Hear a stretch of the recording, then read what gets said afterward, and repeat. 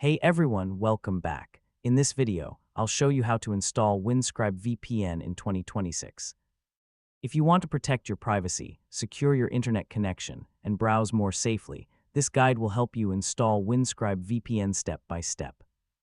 First, open your web browser and visit the official Windscribe website.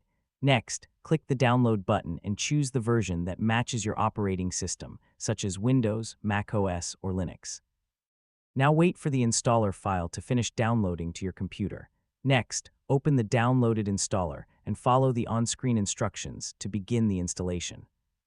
Now accept the license agreement if prompted, then choose your preferred installation location. Next, click Install and wait a few moments while Windscribe VPN is installed on your device.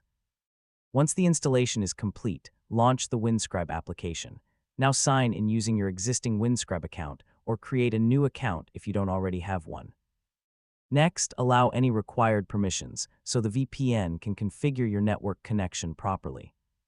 Finally, choose a VPN server location and click the Connect button to start using Windscribe VPN securely. And that's it.